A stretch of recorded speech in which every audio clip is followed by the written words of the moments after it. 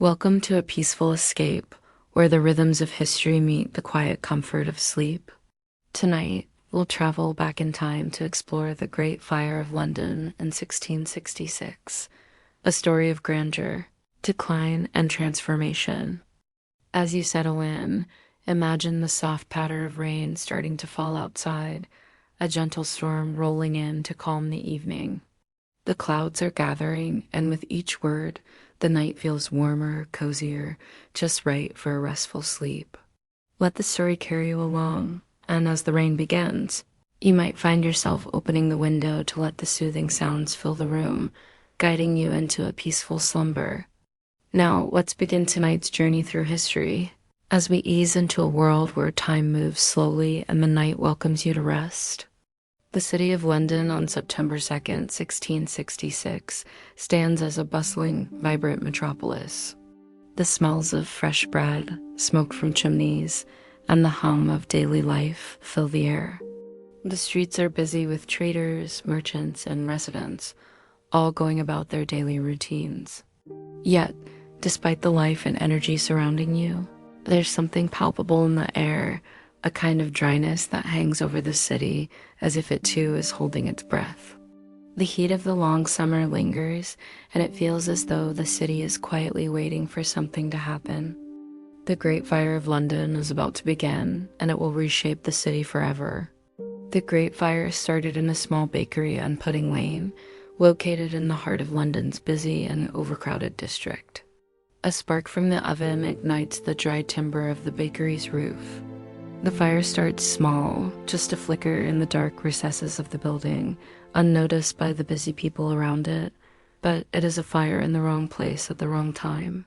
London in 1666 is a city made up largely of timber buildings, packed tightly together in narrow streets, creating the perfect tinderbox for a disaster.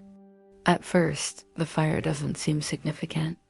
It's early in the morning, and the bakery is hardly the center of attention in the bustling city. But as the fire catches hold of the timber frame, it begins to spread. The flames leap quickly from the bakery to the buildings surrounding it, spreading through the dry thatched roofs and igniting the wood beams with frightening speed. It only takes minutes before the fire begins to move down Pudding Lane, spreading to nearby shops and homes. The residents of the street rush to douse the flames with water and attempt to put them out with fire breaks, but the fire is quick and unforgiving, moving faster than any of them could have imagined. The wind picks up, and with it, the fire's power grows. The city's firefighters, equipped with little more than buckets of water and rudimentary fire equipment, scramble to control the blaze, but their efforts are futile. By midday, the fire has spread far beyond Pudding Lane, moving westward toward the heart of London. As the fire rages, the city's dense, timber-heavy structures continue to feed the flames, and there's no stopping the disaster from growing. The flames leap from house to house, spreading faster than anyone could have predicted.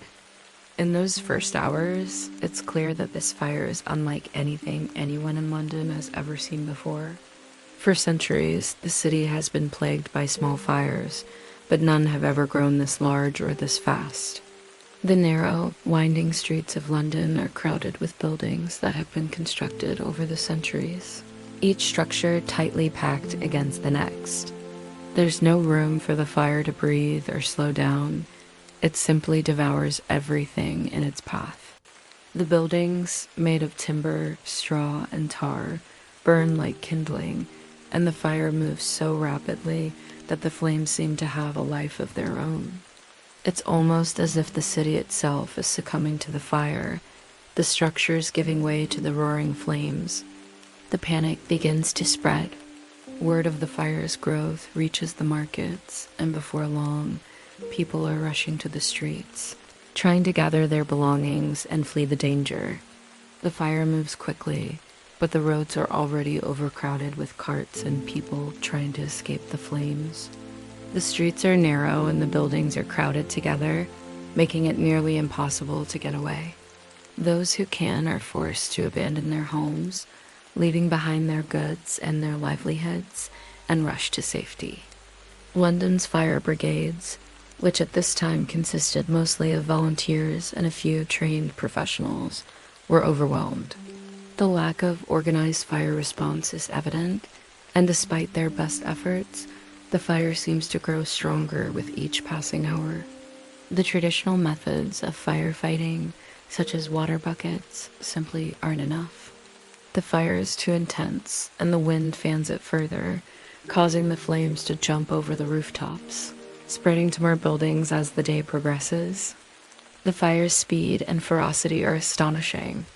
Within the first day, it has consumed nearly half of the city. By nightfall, the fire is out of control, and thousands of Londoners are left watching in horror as their homes burn before them. The destruction is staggering. Whole neighborhoods, once filled with vibrant life, are reduced to ash and rubble. London's most important markets, shops, and businesses are wiped out, as are many of the homes that line the narrow streets. One of the most significant losses is the destruction of St. Paul's Cathedral, a symbol of the city's power and prestige. The fire consumes the cathedral, leaving nothing but its charred remnants behind.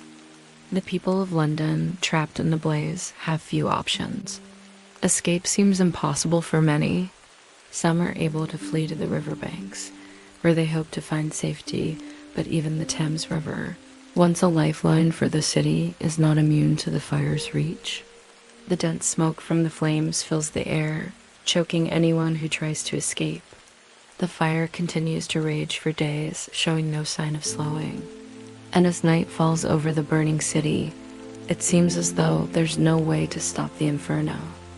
But as the fire rages on, something unexpected begins to happen. The fire's destruction, while catastrophic, also brings a sense of unity to the people of London. The city's residents come together, sharing what little they have and working side by side to protect whatever they can from the flames. The fire, in a strange way, becomes a unifying force, and the people of London, though overwhelmed by loss, find solace in the fact that they are not facing the fire alone. The fire spreads faster than anyone could have imagined. What started as a small spark in a bakery has now become a roaring beast, devouring everything in its path.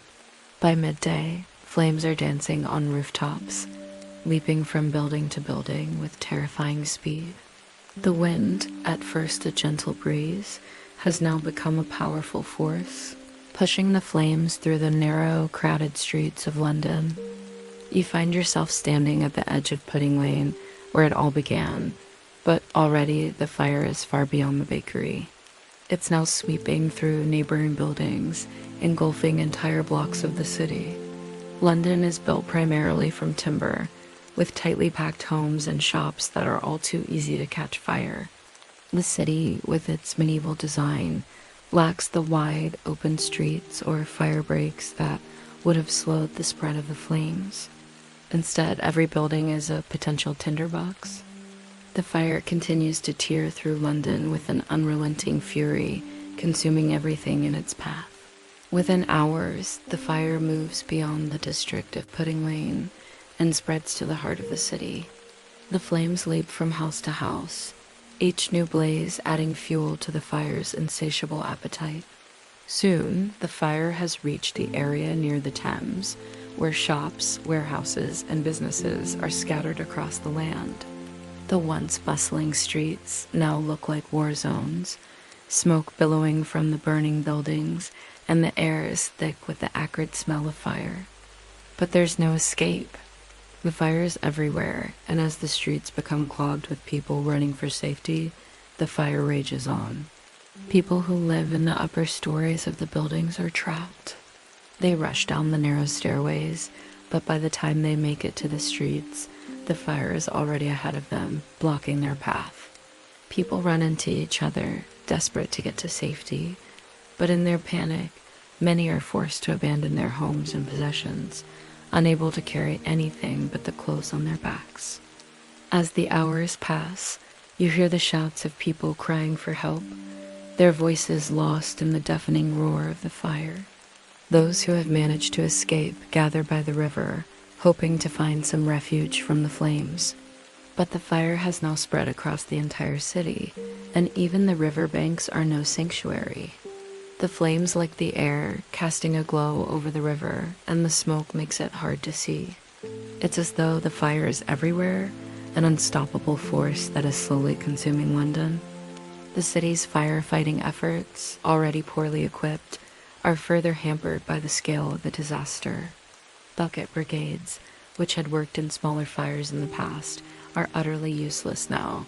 The fire is too large, the flames too strong. Even the handful of fire engines in the city are rendered ineffective in the face of the catastrophe. You watch in despair as the fire continues its unchecked march, burning everything in its way. By the evening, much of the city is ablaze. The fire has crossed over to the other side of the River Thames, threatening even more parts of London. The inhabitants of the city have little choice but to flee, but there is no clear direction to go. The smoke fills the air, making it impossible to see. Streets become filled with people scrambling for their lives, but the panic of the crowd only adds to the confusion. The city is effectively paralyzed by the fire. In the distance, you can see the towering flames swallowing up St. Paul's Cathedral, one of the city's most recognizable landmarks. The cathedral's wooden roof and towering spire are no match for the fire. Within hours, it too is reduced to ashes, a symbol of London's spiritual and architectural grandeur now gone in a fiery, catastrophic moment. But even as the flames continue to rage, there's something strange and tragic about the situation.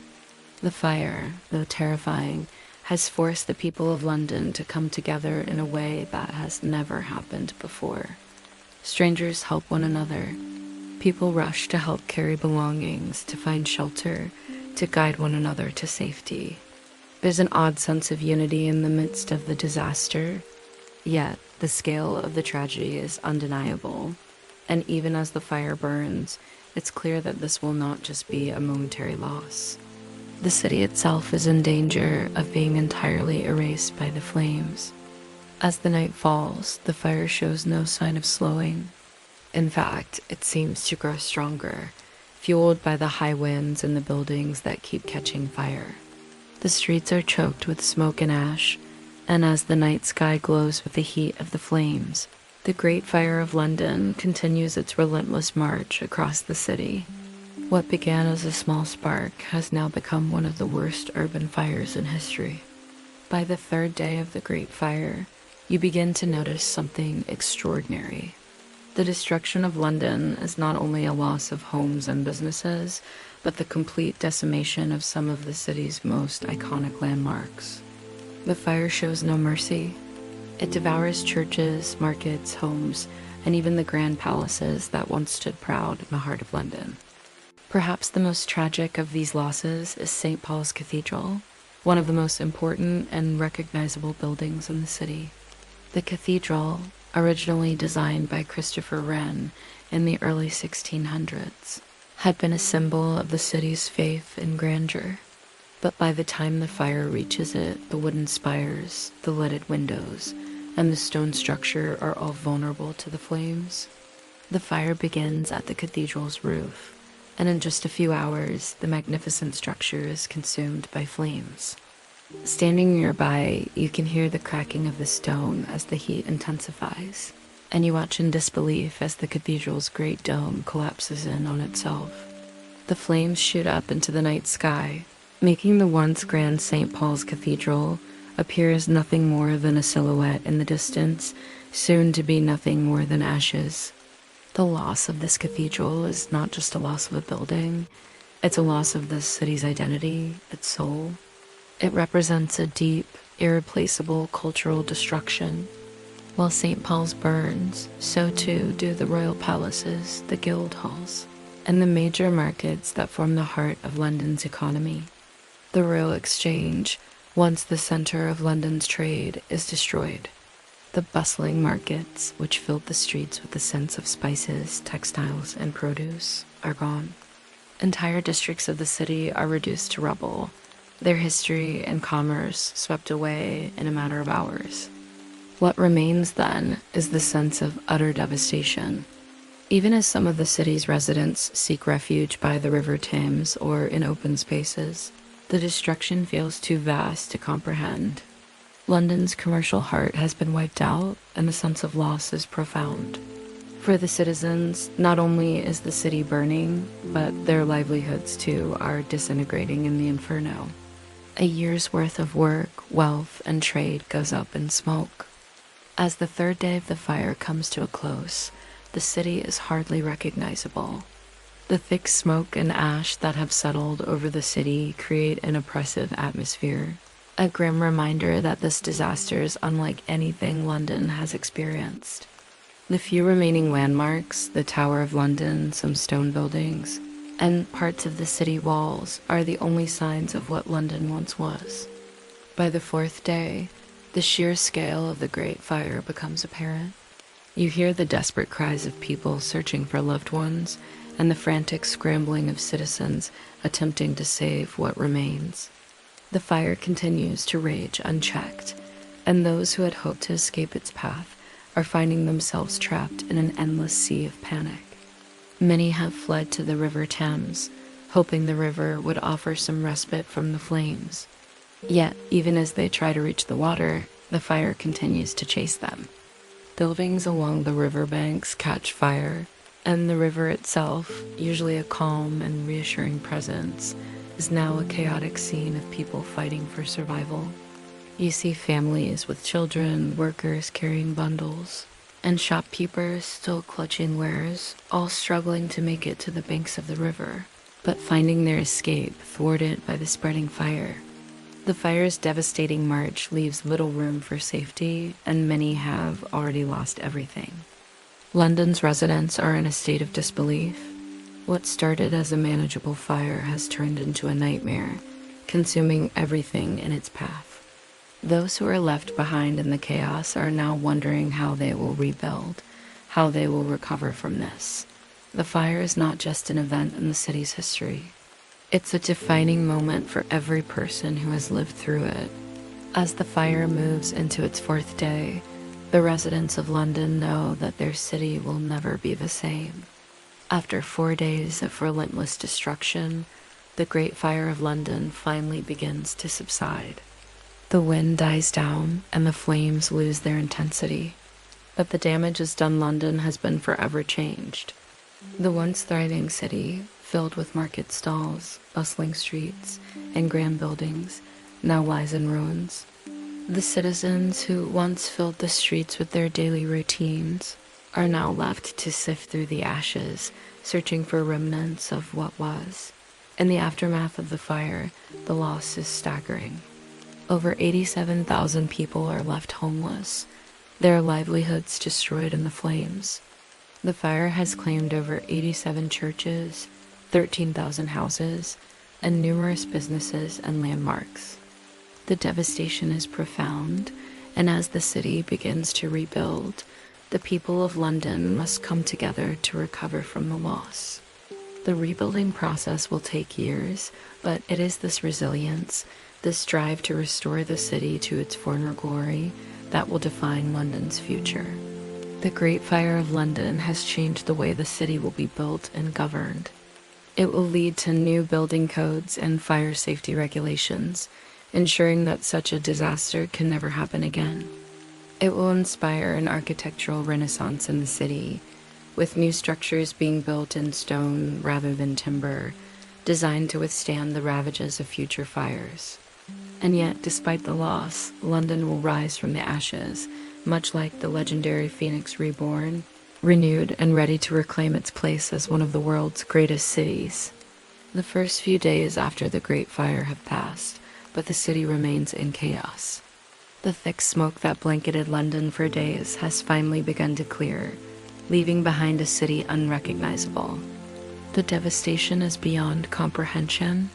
Nearly 3/4 of the city has been reduced to ash, and what was once a thriving, vibrant urban center now feels eerily silent. You walk through the remnants of what was once the bustling commercial heart of London, where vibrant markets and shops stood.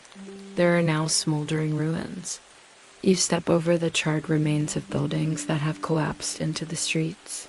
Once proud homes are nothing but piles of timber and stone, some still smoking faintly, others completely gutted. The towering, well-known structures that once defined London's skyline, the grand churches, guild halls, and manor houses are now gone. Among the greatest losses is the destruction of St. Paul's Cathedral. Its immense dome and majestic spires that once dominated the city's skyline now lie in ruins. The fire destroyed the cathedral's wooden roof and wooden interior, reducing it to a shadow of its former glory. As you stand at the site of the once illustrious structure, you can only imagine what it must have been like before the flames took it.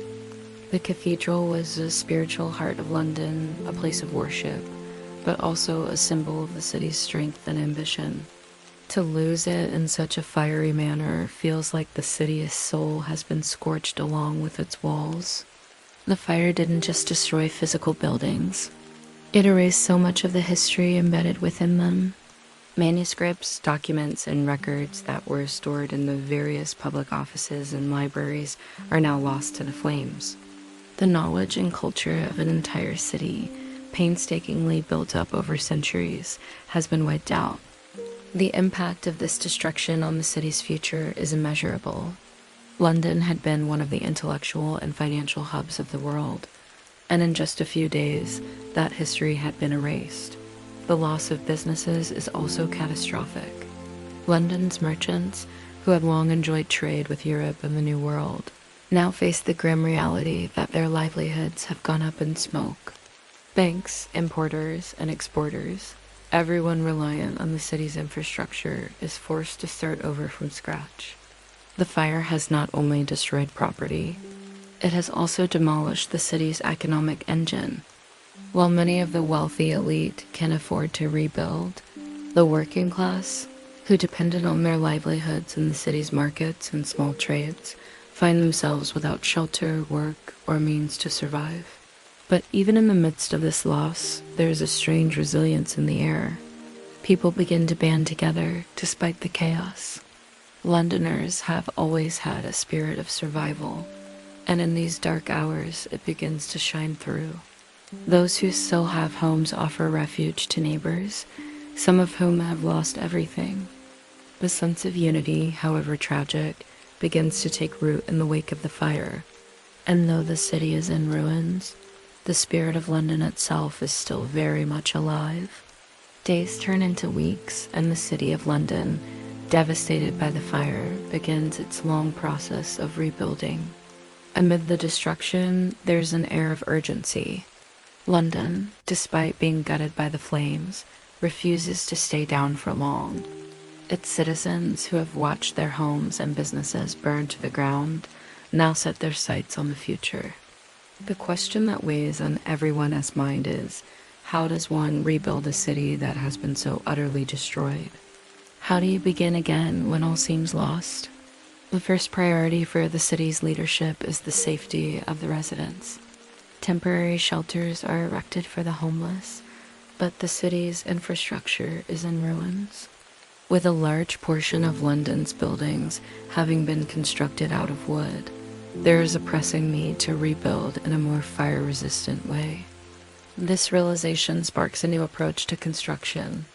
The city's leaders begin to implement new building regulations that would ensure a more fire-resistant London. Brick and stone are to replace timber as the primary materials in the reconstruction efforts. As the rebuilding begins, so does the planning for the future. The Great Fire of London has exposed the vulnerabilities of the city's layout, with narrow streets and cramped living conditions contributing significantly to the fire's spread.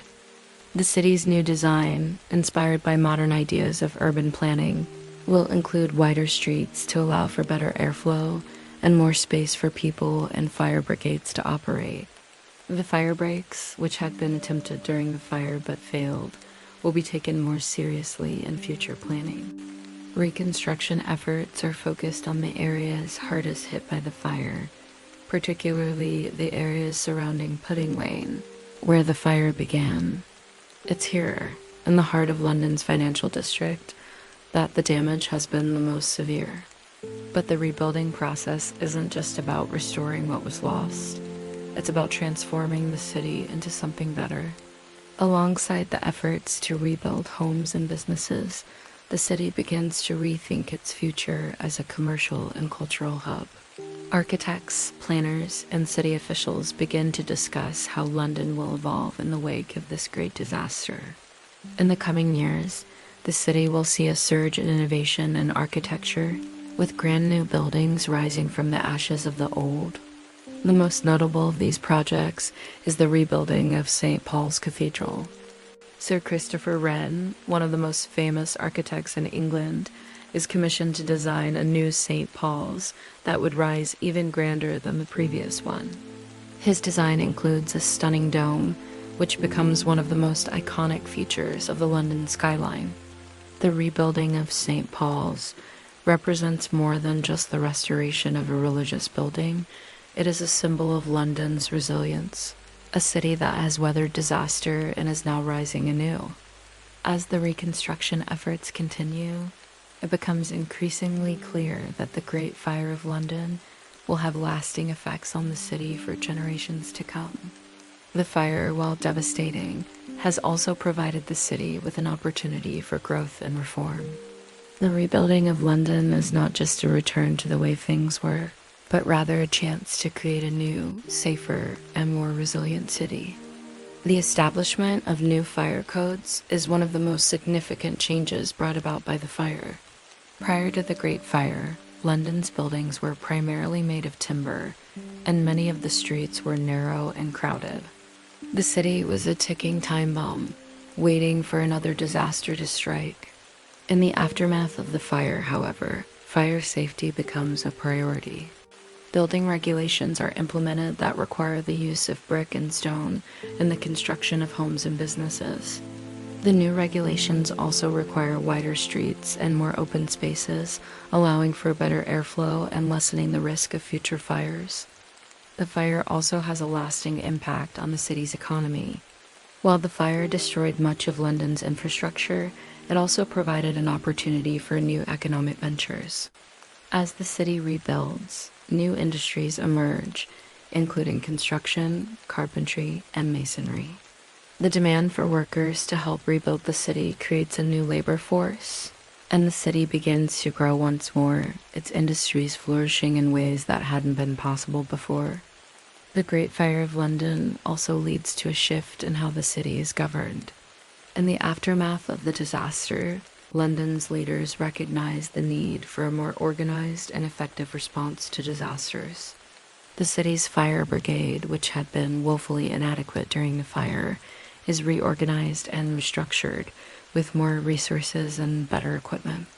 Fire stations are established across the city, and firefighting equipment is modernized to ensure that the city is better prepared for any future threats. In the years following the fire, London begins to flourish once more. The city's population grows rapidly, and new markets and businesses are established, helping to propel London back to its status as a major global hub. The rebuilding of London is not just a physical restoration. It is a cultural and economic revival. The lessons learned from the fire and the city's ability to rebuild inspire other cities around the world to rethink their own urban planning and disaster preparedness. As the city begins its recovery, the people of London are faced with the daunting task of rebuilding their lives from the ground up.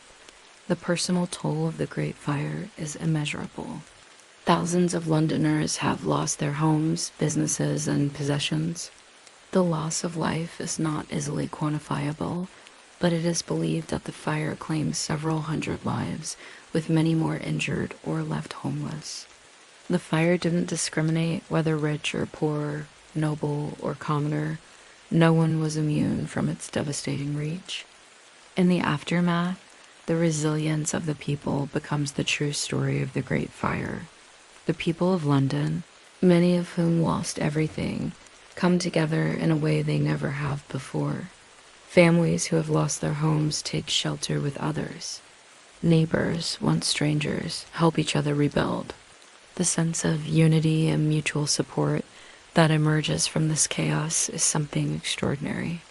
It's as if the city, in the face of disaster, has discovered its greatest strength, its people. But even as the city rebuilds, the trauma of the fire lingers. For many Londoners, the sight of smoke or the sound of crackling flames will forever remind them of that dark time. The fire's devastation leaves a scar on the collective memory of the city, one that will shape the culture and identity of London for centuries to come. In the years following the fire, the people of London reflect on their experiences and the lessons learned. There is a sense that the fire, as destructive as it was, has forged a new London, one that is stronger, more resilient, and more united. As the Great Fire of London continued to ravage the city, the question arose, where were the firefighters? While the fire spread at an alarming rate, the city's fire response was woefully inadequate. The fire brigades that existed at the time were limited, poorly equipped, and understaffed. The rudimentary tools they had, buckets, water squirts, and leather hoses, were simply not enough to contend with such a massive inferno. As the fire spread uncontrollably through the city, many of the firemen could do little more than stand by helplessly. At this time, London's firefighting efforts were a far cry from the professional, organized emergency response systems we know today. The city's fire brigade was composed of volunteers, mostly drawn from the local community. These fire brigades were highly unstructured, with no clear hierarchy or coordinated effort. During the Great Fire, these volunteer groups, while well-intentioned, were severely undermanned and underprepared. They lacked the appropriate training, and without a unified command or clear direction, their efforts were ineffective in the face of a fire of such unprecedented scale. The fire's rapid spread highlighted the inadequacies of London's firefighting infrastructure. The very nature of London's construction, narrow, crowded streets, and a reliance on wooden buildings played a crucial role in the disaster. As buildings collapsed, they blocked the pathways for firefighters, and the crowded streets made it impossible to move resources efficiently. Fire breaks, which had been a common method used to halt the progress of a fire, were largely ineffective. The city's limited firefighting resources were simply no match for the relentless blaze. While some parts of the city, like the King's Palace, were protected by well-funded private fire brigades, the poor neighborhoods received little to no protection.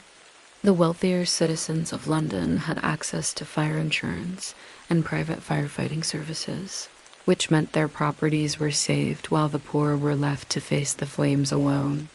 This disparity further deepened the sense of inequality during and after the fire. The Great Fire, with its tremendous destruction, exposed the fundamental flaws in London's firefighting efforts. Following the fire, there was a push to organize and professionalize fire services across the city. While the fire brigade system was born out of necessity, the aftermath of the disaster demonstrated the critical need for a coordinated and efficient firefighting force.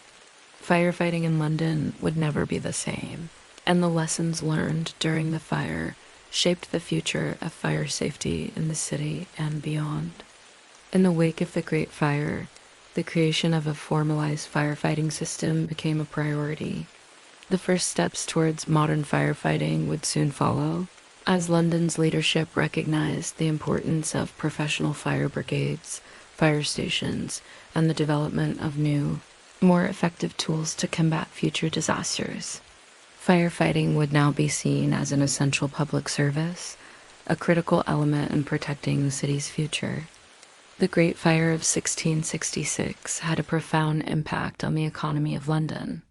London was, at the time, one of the most important commercial and financial centers in Europe, if not the world. The fire decimated the city's thriving marketplaces, businesses, and industries. The economic consequences were immediate and devastating. The bustling streets, filled with merchants trading goods from around the world, were reduced to a smoking ruin. Entire sections of London's business districts were destroyed. The famous Pitting Lane, where the fire had started, was the heart of London's baking industry, and with it went much of the bread supply for the city. Key industries in the city, including the timber trade, glassmaking, and textiles, were all severely impacted. London's central markets, like Cheapside and Cornhill, saw their shops and buildings reduced to ashes, leaving their owners with no place to conduct business. In the immediate aftermath of the fire, the city's economy ground to a halt. Traders, manufacturers, and merchants who had been prosperous just days before found themselves with nothing. Many of the city's industries were destroyed, and the people who worked in them were left homeless and without means of livelihood. Thousands of businesses were wiped out in the inferno, and the economic fallout from the fire would take years to recover from. The fire also disrupted international trade. The Thames, once a vital waterway for shipping, was now blocked with debris, making it difficult for ships to dock and unload goods. London's ports, so important to the city's trade with Europe and the rest of the world, were inaccessible. This caused a major blow to England's economy, as the city's status as a commercial hub was temporarily undermined. Despite this, London's economy showed remarkable resilience. In the months that followed the fire, rebuilding efforts began in earnest, and new industries slowly took root. The city's population, though greatly reduced by the fire, began to rise again. Businessmen, traders, and laborers all returned to the city in search of work, and over time, the economy began to recover. Londoners who had lost everything rallied together, offering what little resources they had to help rebuild the city. The Great Fire also spurred new innovations in building techniques, some of which contributed to the future economic prosperity of the city. The use of brick and stone, rather than timber, became more widespread in the rebuilding process, and this shift improved the durability of London's buildings. Additionally, new fire regulations were put in place, which helped prevent similar disasters in the future. These changes, although costly, ultimately made London a safer place to live and work, and in the long run, helped the city reclaim its place as a global economic powerhouse. The process of rebuilding London in the aftermath of the fire is a story of both loss and renewal. As the fire had devastated nearly all of the city's wooden buildings, the opportunity to rebuild presented itself as an unprecedented challenge and an opportunity for innovation. With the city in ruins, the question now was, how would London be restored, and what would it look like once it had risen from the ashes? The first and most significant project was the rebuilding of St. Paul's Cathedral. The original cathedral, designed by Sir Christopher Wren, had been a beacon of London's religious and cultural life, and its destruction left a giant void in the city's skyline.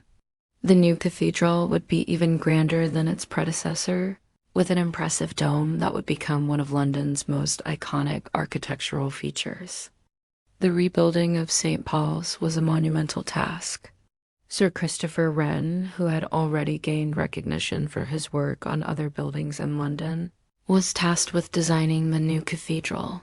His design would combine the classical style of Renaissance architecture with the needs of a rapidly changing London. The new St. Paul's Cathedral would be an architectural masterpiece, symbolizing London's resilience and ability to rebuild itself. As the construction of the cathedral began, London also saw the rebuilding of many of its other important structures. The Rail Exchange, which had been a vital center of commerce in the city, was rebuilt in stone.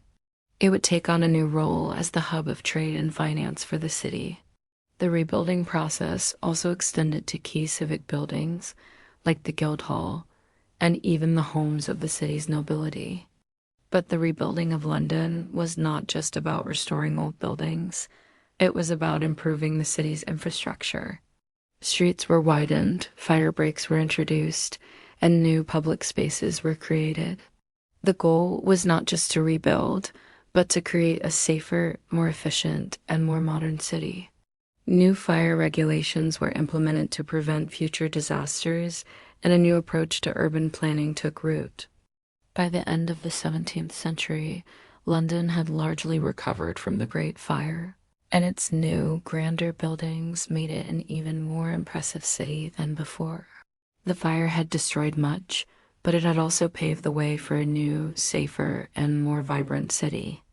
While the Great Fire of London may have been a physical disaster, its emotional and social consequences were just as profound. The fire affected Londoners in ways that went beyond the destruction of homes and businesses. The collective trauma of losing so much so quickly created a sense of fear and uncertainty that would linger long after the fire had died down. For many, the loss of their homes was more than just a financial blow, it was an emotional one. Londoners had lost the physical spaces that held their memories and their lives. Many had spent years or even decades building their homes and businesses. To watch them burn to the ground in a matter of hours was a blow that many could not easily recover from. The fire also brought about a sense of loss for the city's history. Iconic landmarks, churches, and monuments had been destroyed, and with them, the cultural and historical memory of the city. London's ancient streets, which had witnessed centuries of life and change, were reduced to ash. For many, the loss of the city's landmarks felt like a loss of their own identity. But even in the face of such loss, there was a deep sense of resilience among Londoners. The community that had been torn apart by the fire began to rebuild not just the physical structures of the city, but the social fabric as well. People came together to help one another, and neighbors who had once been strangers found themselves sharing what little they had in an effort to recover from the disaster. The fire also had a lasting impact on the way Londoners thought about safety and preparedness. It was a wake-up call, highlighting the vulnerabilities in the city's infrastructure. The Great Fire led to the establishment of fire brigades, the regulation of building materials, and the introduction of fire breaks measures that would help protect the city in the future. Despite the emotional scars left by the fire, Londoners ultimately proved their resilience. The fire may have destroyed the city's physical structure, but it did not destroy its spirit. In fact, the aftermath of the fire created a sense of shared purpose that helped the city rebuild, both physically and emotionally. In the wake of the Great Fire of 1666, it became clear that the City of London needed new measures to protect itself from future disasters. The scale of the destruction had revealed the vulnerabilities in London's urban design and fire safety protocols. The fire was a turning point, a catalyst for reform that would forever change the way London was built and governed. One of the first steps toward reform was the establishment of a more organized and professional fire brigade. Prior to the fire, the firefighting efforts in London had been haphazard, relying on volunteers with limited resources. After the fire, a more structured system was created. Fire brigades were organized into groups, equipped with more advanced tools, including better pumps and hoses. These brigades would be tasked with responding to future fires, and they would be supported by the city government.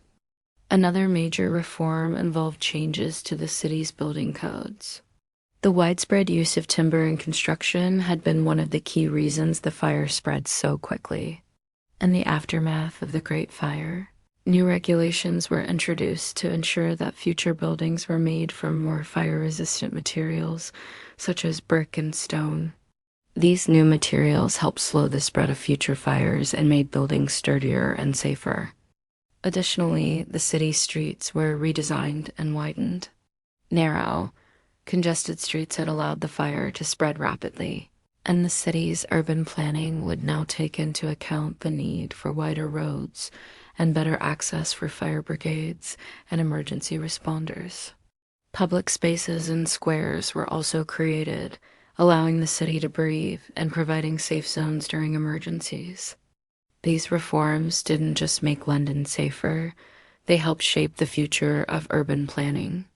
The lessons learned from the fire became part of the blueprint for rebuilding the city. Over time, London's new infrastructure and fire regulations made it one of the safest and most resilient cities in Europe. In the years following the fire, London began to rebuild itself, both physically and culturally. Despite the immense destruction, the city would eventually rise from the ashes, stronger and more resilient than ever before. What began as a moment of unimaginable loss would eventually transform London into the vibrant, bustling metropolis it is today. The rebuilding process took years, but with it came new opportunities for growth. London's economy began to recover, and new industries began to flourish. The new construction regulations, fire safety measures, and modern building techniques ensured that the city would be better equipped to withstand future disasters. As the population grew, so too did the city's infrastructure, making London a thriving hub of commerce and culture once again. The Great Fire of London was more than just a disaster, it was a defining moment for the city, one that forced Londoners to rethink their city's design, safety, and social structures. The fire's aftermath left a legacy of reform and resilience that would shape the future of London for generations to come. The rebirth of London after the Great Fire is a story of hope and renewal. Despite the loss, the city was able to rise from the ashes, demonstrating that even in the darkest moments, London's strength and spirit could not be extinguished. As the fire subsides and the smoke begins to clear, a new set of challenges arises for the city's leaders. The Great Fire of London has caused more than just physical destruction. It has thrown the political landscape into turmoil. With much of the city now reduced to ashes, the responsibility of rebuilding falls on the shoulders of the city's ruling class, and their decisions will shape the future of London. In the aftermath of the fire, the government is thrust into action, but the responses are far from cohesive. The city's leadership, already struggling with the increasing demands of a growing population, is now faced with the difficult task of rebuilding not only physical structures, but also the city's social and economic fabric. The question on everyone's mind is who will bear the cost of the destruction, and how can London be rebuilt in a way that ensures its future safety and prosperity? The fire has revealed deep weaknesses in the city's infrastructure, and it's clear that the city needs a new approach to urban planning. Mayor Sir Thomas Bloodworth, who had been in charge of overseeing the early firefighting efforts, finds himself a scapegoat for the disastrous response to the fire. His lack of effective action during the crisis has led to public outrage, and he is soon dismissed from his position. In the wake of the fire, King Charles II, who had witnessed the devastation firsthand, takes a more active role in the recovery efforts. The king, seeing the need for both immediate action and long-term reform, calls for an official inquiry into the causes of the fire and the city's preparedness. The inquiry reveals a number of problems, from the poor quality of firefighting equipment to the disorganized nature of the fire brigades. It's clear that the city needs a more coordinated and professional response to fire safety, and King Charles II takes steps to ensure that this is addressed. Politically, the fire also becomes a source of contention between the monarchy and the city's elected officials. While the king is committed to rebuilding London, some members of the city's governing body feel that his intervention infringes upon their authority. There's tension between royal and local control, and the aftermath of the fire only serves to amplify these political divisions. However, in the end, the rebuilding efforts are a collaborative effort, with the monarchy providing the necessary resources and the city's officials guiding the reconstruction process. One of the political outcomes of the fire is the creation of a more structured, formalized approach to urban planning. The rebuilding of London offers a unique opportunity to redesign the city, and this moment is not lost on the government. The introduction of wider streets, fire breaks, and new building regulations marks a significant shift in how cities would be planned in the future.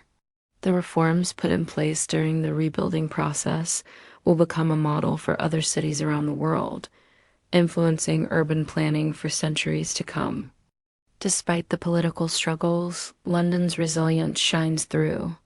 The fire had been a test of the city's spirit, and the political divisions, though fierce, eventually give way to a unified vision for the future. London is rebuilt stronger, safer, and more organized than before, and the fire, while tragic, serves as a catalyst for change. It forces the city's leaders to think long term, to create a safer, more sustainable city that will be able to endure for generations. The economic impact of the Great Fire was immediate and severe. As the flames ravaged the city, the business district, bustling markets, and trading hubs were consumed in the inferno. London, once one of the world's most prosperous cities, now faces a critical juncture. The question of economic recovery looms large in the wake of the destruction. The immediate aftermath sees a complete collapse of trade and commerce. The city's port, once filled with ships from all over the world, is now clogged with debris, making it impossible for goods to be delivered. London's once thriving markets are destroyed, and the livelihoods of thousands of merchants and traders are gone in an instant.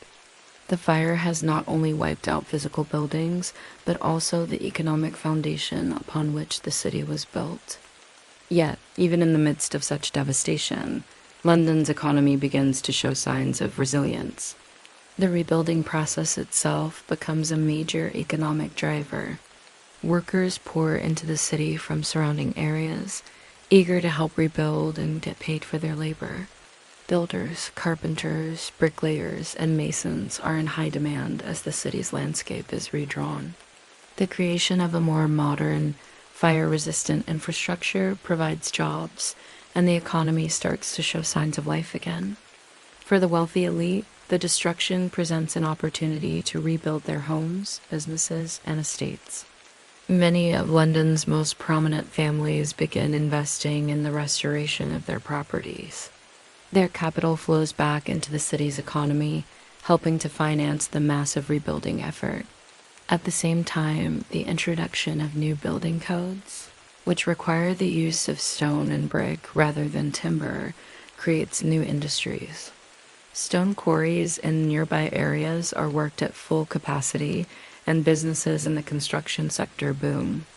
The fire also gives rise to the insurance industry in London.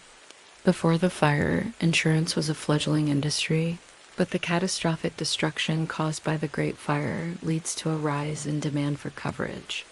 Merchants and property owners alike begin purchasing fire insurance to protect their investments, and new insurance companies are established to meet the growing need.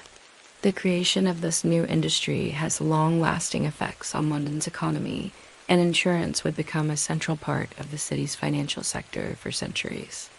As trade slowly begins to resume, the rebuilding of London's markets becomes a priority. The markets, once the center of the city's economy, are rebuilt and modernized to better accommodate the flow of goods. With the port now open again, London's trade routes resume, and the city begins to reclaim its position as a major hub of commerce and finance. Though the fire caused tremendous hardship, it also spurred economic innovation and adaptation. By the end of the 17th century, London's economy is stronger than ever, driven by new industries and the resilience of its people. The city's ability to bounce back from such devastation is a testament to the adaptability and entrepreneurial spirit of its residents. The fire, in a strange way, has helped London reinvent itself as a more modern, efficient city, one that would continue to grow and thrive for centuries to come. The Great Fire of London didn't just destroy buildings, it forced the city to reevaluate its architectural future. The fire exposed the weaknesses in the city's design, and as London was rebuilt, the opportunity to improve and modernize its architecture was seized. What came out of the fire was not just a rebuilt city, but a new vision for what London could be. Before the fire, London had been a city of narrow, congested streets and mostly timber buildings. The combination of these factors made the city highly susceptible to fires, and the Great Fire proved just how vulnerable the city was. After the fire, however, architects, city planners, and builders sought to create a safer and more resilient city. One of the first changes was the introduction of new building codes. Timber, the material most responsible for the fire's spread, was largely replaced with brick and stone, which were far less flammable. This marked a major shift in London's construction practices. The new buildings were not only safer, but they also looked different, more solid, more durable, and more modern. The city began to take on a new character, with wide streets, stone buildings, and a more organized layout. The rebuilding process also led to innovations in urban planning. The once narrow streets of London were widened to allow for better access and airflow. This was done both to reduce the risk of future fires and to create a more efficient, modern city. Public squares and open spaces were created to break up the density of the city's layout, allowing for better movement and ventilation. At the same time, the fire gave rise to new architectural styles. Sir Christopher Wren, one of the most prominent architects of the time, was commissioned to rebuild St. Paul's Cathedral. His design was a masterpiece of Baroque architecture, with its iconic dome and elegant proportions. Wren's work on St. Paul's was a turning point in the development of English architecture, and his influence would continue to shape London's skyline for generations. Other buildings in London were also rebuilt in the new Baroque style, which emphasized grandness, symmetry, and the use of light and space. The architecture that emerged in the wake of the fire was a blend of practicality and beauty structures that were built to last, while also making a statement about London's new identity as a modern city. London's architecture was transformed, and with it, the city itself. The fire had destroyed much, but the rebuild left a lasting legacy. The city's architecture now reflected the resilience of its people and the lessons learned from the disaster. It was a city that had risen from the ashes, stronger, safer, and more beautiful than before. The Great Fire of London didn't just impact the city's physical infrastructure, it had a profound effect on its social structure as well. The fire displaced thousands of people, many of whom had lost everything. The fire created an urgent need for a new approach to social welfare, and this would become one of the most lasting legacies of the disaster. The immediate aftermath of the fire saw the creation of temporary shelters for the homeless, but the true social rebuilding of London came in the years that followed. As the city rebuilt itself, there was a recognition that something needed to be done to address the needs of the poorer residents who had been most affected by the fire. Many of these individuals had lost not only their homes, but also their means of earning a living. The rebuilding effort was not just a physical one, but a social one as well. The city's leadership began to focus on improving the living conditions of the lower classes, particularly those who had lost their homes in the fire. New laws and regulations were introduced to help rebuild communities, ensure that the poor were housed, and offer support to those most affected by the disaster. At the same time, the fire spurred changes in the way the city's residents interacted with one another. The shared experience of the disaster brought people together in ways that hadn't been possible before. Neighbors who had once been strangers now shared their resources, helped each other rebuild, and offered assistance where they could. The fire fostered a sense of solidarity that would last long after the rebuilding was complete. As the city rose from the ashes, so too did the spirit of its people. The Great Fire had left deep scars, but it also showed the strength and resilience of Londoners. The social rebuilding process, while challenging, laid the foundation for a stronger, more cohesive city. And as London emerged from the disaster, it did so not only with new buildings and streets, but with a renewed sense of community and shared purpose. The Great Fire of London marked one of the most transformative moments in the city's history. Though the fire devastated London and left much of the city in ruins, it also provided an opportunity for renewal and growth. The fire pushed London to rethink its infrastructure, its economy, and its social systems. It forced the city to adapt to new challenges and opportunities, ultimately making London a stronger, more resilient place. The rebuilding process that followed the fire led to the creation of a safer, more modern city. The adoption of fire codes, new building regulations, and urban planning innovations ensured that London would be less vulnerable to future disasters. The city's economy, though severely impacted by the fire, rebounded in the years that followed, and the rebuilding efforts created new industries and jobs for Londoners. More than just a physical rebirth, the fire also gave rise to a renewed sense of community. Londoners, who had once been divided by class and social status, came together to rebuild their city, offering help and support to one another. The fire, though devastating, created a shared experience that would shape London's social fabric for generations. In the years that followed, London continued to grow, its population expanding and its influence spreading across the world.